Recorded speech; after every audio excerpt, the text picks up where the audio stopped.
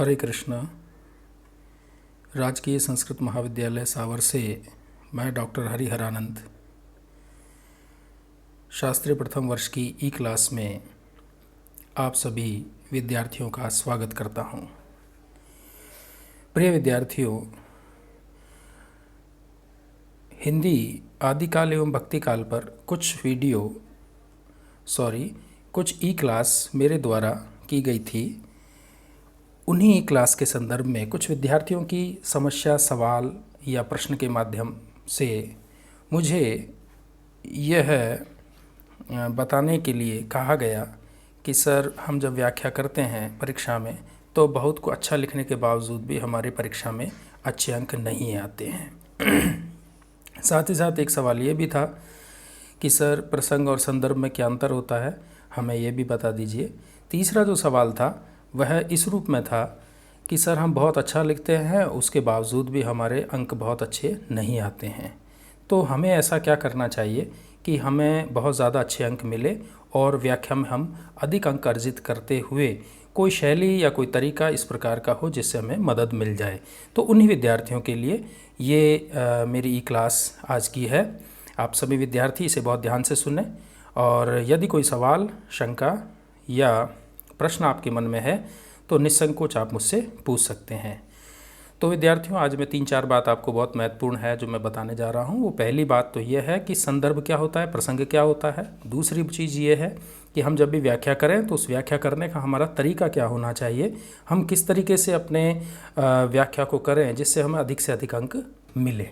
एक परीक्षक की दृष्टि क्या होती है, जब किसी व्याख्या के सवाल को वो समीक्षा करता है, उसको चेक करता है और उसके उपरांत वह परीक्षण करने के उपरांत ये पाता है कि इस विद्यार्थी ने अपना अधिक से अधिक बताया है, अभिव्यक्ति दी है, लिखा है। तो मैं शुरुआत करता हूँ। सबसे पहले आज का जो हमारा टॉपिक, परीक्षा में व्याख्या कैसे करें, यानी व्याख्या के सवाल को हम कैसे हल करें। तो विद्यार्थियों, सबसे पहले हमें जानना ज़रूरी है कि क्या संदर्भ और प्रसंग एक हैं, क्या संदर्भ और प्रसंग लिखे जाने चाहिए। तो मैं बहुत संक्षिप्त में और बहुत ज़रूरी बात आपको बताता हूँ। बहुत बार हमें ये जानकारी नहीं होती कि संदर्भ क्या होता है, प्रसंग क्या होता है। तो मैं यहाँ सबसे पहले आपके सामने ये स्लाइड के माध्यम से ये बताना जा रहा हूँ संदर्भ क्या है। संदर्भ बेटा रेफरेंस होता है। संदर्भ का मतलब, जब हम व्याख्या करते हैं तो हमें उस पद की या पद्यांश की हमें इन्फॉर्मेशन देनी होती है, हमें सूचना देनी होती है उसके स्रोत की। सोर्स मतलब स्रोत की। यानी कि सबसे पहले जब हम संदर्भ लिखें तो 3 चीज़ें बहुत ज़रूरी होती है। पहली चीज़ क्या है, ये कहाँ से लिया गया, यानी पुस्तक का नाम हो गया। क्या चीज़ हो गई? पुस्तक का नाम। जब हम बात कविता की कर रहे हैं तो ये कविता किस ग्रंथ से ली गई है, तो ग्रंथ का नाम। ठीक है, तो दूसरी बात ये हो गई। और तीसरी जो बात है वो क्या है, कवि का नाम। तो 3 बातों को हम संदर्भ के अंतर्गत लिखते हैं। संदर्भ का मतलब क्या होता है, मैंने अभी बताया, रेफरेंस होता है। कोई भी व्याख्या करेंगे हमें रेफरेंस देना बहुत ज़रूरी होता है। तो रेफरेंस देते समय हमें बताना ज़रूरी है कि किस पुस्तक से लिया गया है, ये किस कविता से है और इसका कवि का नाम क्या है। दूसरी बात, संदर्भ के बाद प्रसंग की आती है। प्रसंग और संदर्भ में जो अंतर है वो भी आपको समझ में आ गया होगा।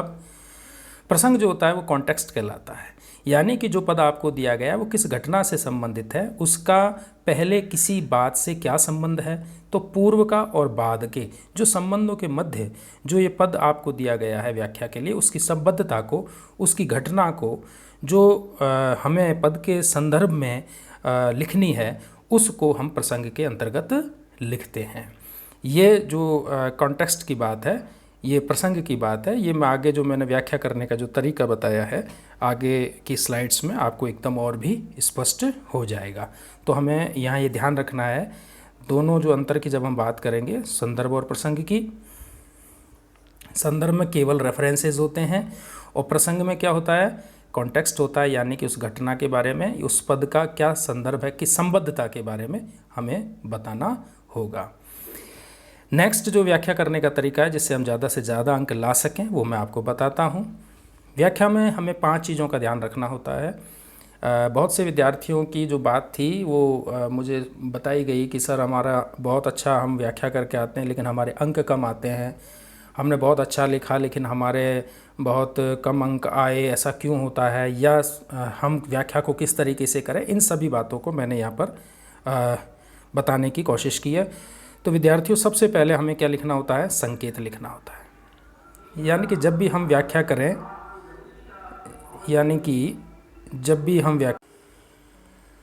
तो सबसे पहले हमें क्या लिखना होता है? संकेत लिखना होता है। संकेत का मतलब है, परीक्षक को ये पता होना चाहिए, आपको ध्यान होगा 2-3 व्याख्याएं जब आती है, 4 व्याख्याएं हमारे को करनी होती है आपके प्रथम प्रश्न पत्र में, और 4 व्याख्याओं में से आप कौन सी व्याख्या कर रहे हैं इसका पता परीक्षक को स्वतः देखते ही लग जाए, तो ये सब संकेत के अंतर्गत होता है। यानी कि हम एक 3-4 अक्षर से शुरू करके और डॉट डॉट करके 3-4 अक्षर तक लास्ट में जो अंतिम जो 3 अक्षर होते हैं उनको लिख करके हम संकेत बताते हैं। कैसे होता है ये संकेत, मैं आपको बता देता हूँ। ये संकेत, जैसे ये एक व्याख्या है जो मेरे सामने, ये पद्यांश है जिसकी मुझे व्याख्या आपको बतानी थी। तो यहाँ जैसे सुनी सुंदर बैन, ये 3 अक्षर यहाँ के लिए, और अंतिम 3 अक्षर मंजुल कंजकली, इनको लेकर के, और ये सुनी सुंदर बैन, फिर डॉट डॉट करके, और मंजुल कंजकली। ये संकेत जो है, ये पहली चीज़ है, ये प्रत्येक व्याख्या का के बारे में बताना होता है कि इस पद्यांश की, इस काव्यांश की हम व्याख्या करने जा रहे हैं। दूसरी जो बात है वो संदर्भ की है, जो अभी थोड़ी देर पहले मैंने आपको बताई। ये रेफरेंस है, यानी कि सोर्स ऑफ इन्फॉर्मेशन। इसमें 3 बातें हैं। पहली बात पुस्तक का नाम, दूसरी बात कविता का नाम, और तीसरी कवि का नाम। ये 3 बातें अगर आ गई तो आपका संदर्भ क्लियर हो गया। इसके अतिरिक्त इसमें कुछ नहीं लिखना है। तीसरी बात कॉन्टेक्स्ट से लेकर के है, जो मैंने अभी आपको चर्चा की थी कि पूर्वापर जो संबंध है, उस पूर्वापर संबंध की पद से संबद्धता, घटना कारण का उल्लेख, ये आपको करना है। चौथी जो बात है जिसे हम व्याख्या कहेंगे, ये बहुत महत्वपूर्ण है। ये लगभग जैसे 10 नंबर की आपकी व्याख्या होती है तो 5 अंक से अधिक, यानी कि 6 अंक तक व्याख्या जो आप कर रहे हैं उसमें जो भाव है उस पर आपके क्या विचार है, आपकी क्या मौलिक दृष्टि है, उस दृष्टि को भी यहाँ लिखना होता है। और ये केवल अर्थ करना मात्र नहीं है, यहाँ पर व्याख्या का मतलब है उसकी विशिष्टता के साथ समायोजित करना। क्यों वो पद है, उसकी प्रासंगिकता क्या है, उसका उद्देश्य क्या है, उसका लक्ष्य क्या है, और वो हमारे यहाँ किन भावों के साथ प्रकट हुई है। तो इस व्याख्या में आप जो पंक्तियों में निहित जो अर्थ होता है और जो भाव होता है उसको विस्तार देंगे। सामान्य अर्थ नहीं करना है, मैं फिर बता दूं, उसमें जो निहित भाव है उसको आपको विस्तार देना है। एक बात और आप कर सकते हैं, आप जब भाव विस्तार करें तो भाव विस्तार के साथ अन्य कोई उद्धरण या कथन भी लिख सकते हैं जो उस पद से मिलता जुलता हो, या उस पद से मिलता जुलता किसी कवि, लेखक या रचनाकार ने दिया हो। अंतिम जो बात है, जो 5वें नंबर की बात है किसी व्याख्या को करने के लिए, वो भाषा से की दृष्टि से, रस की दृष्टि से, अलंकार की दृष्टि से, शब्द सामर्थ्य की दृष्टि से ये पद क्या महत्व रखता है। यानी कि भाषा ब्रज है, अवधी है, राजस्थानी है। यदि मीरा को पढ़ोगे तो राजस्थानी मिश्रित ब्रज की बात करेंगे, तुलसी को पढ़ोगे तो अवधी की बात कर सकते हैं। ये सब बातें हमें ध्यान रखनी है। रस की बात करें तो श्रृंगार रस से है, वीर रस से है, शांत रस से है। अलंकार हैं तो उपमा है, श्लेष है, यमक है, कौन से अलंकार है, ये सारी चीज़ें हम कह सकते हैं। शब्द सामर्थ्य में आता है शब्द शक्ति, कोई अगर इसमें स्पेशल बात है या कोई व्यंजना है तो वो हम यहाँ लिख सकते हैं। ये मैं बता दूँ विद्यार्थियों आपको, ये चीज़ शैली से रिलेटेड होती है। यानी कि काव्य का जो सौंदर्य है वो सौंदर्य, काव्य के जो अलंकार है, काव्य का जो गुण है वो सब इसमें आना चाहिए। ये लगभग 2 से 3 अंकों का होता है, और एक परीक्षक जो होता है उसकी दृष्टि रहती है कि इसने भाव का विस्तार तो किया है, लेकिन क्या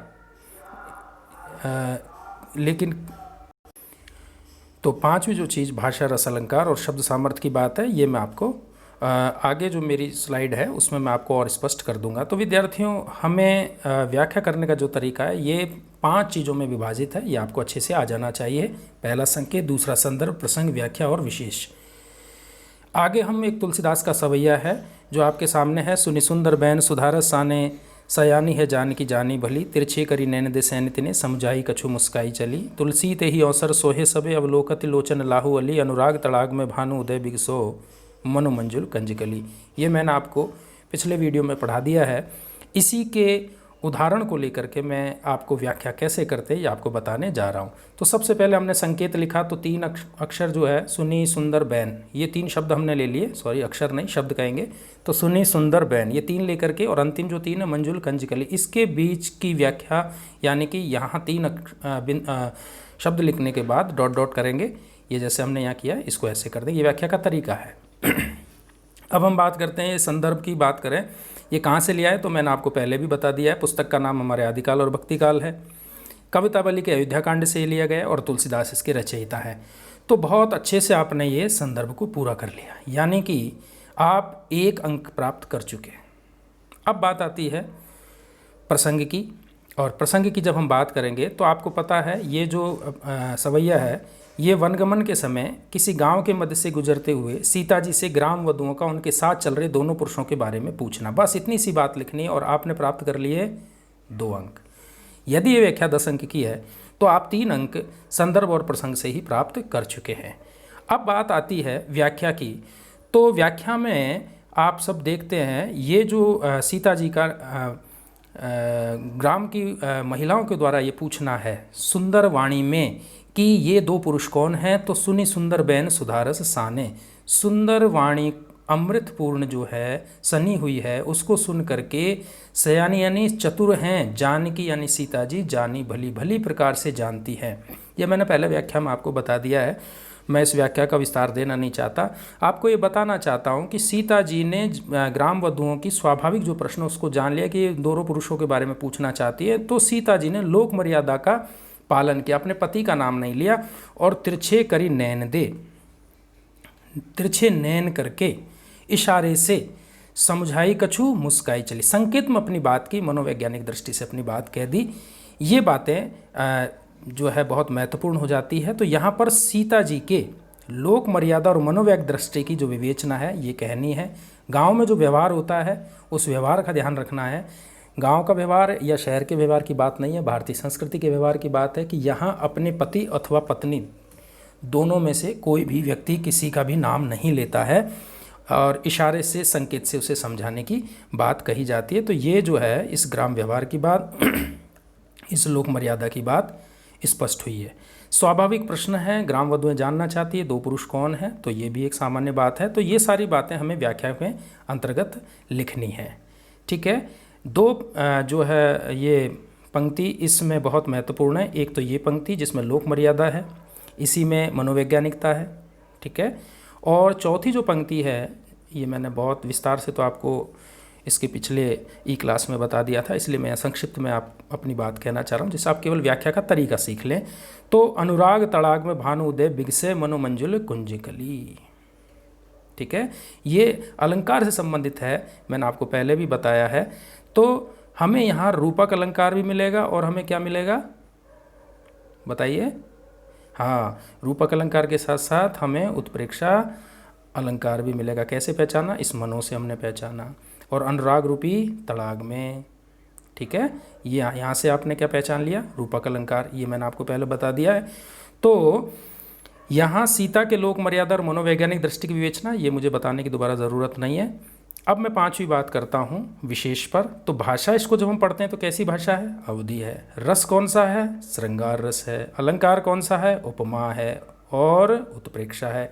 तो यानी कि पहली बात, दूसरी बात और 3 बात। और शिल्प के संबंध में और कोई जानकारी है तो 3 बातों में ही इसमें पूरा शिल्प समाहित हो जाता है। और एक और चीज़ आप इसमें लिख सकते हैं जो मेरे से यहाँ भी छूट गई है, वो ये है कि ये संवाद है। और ये संवाद किससे है? आँखों से है।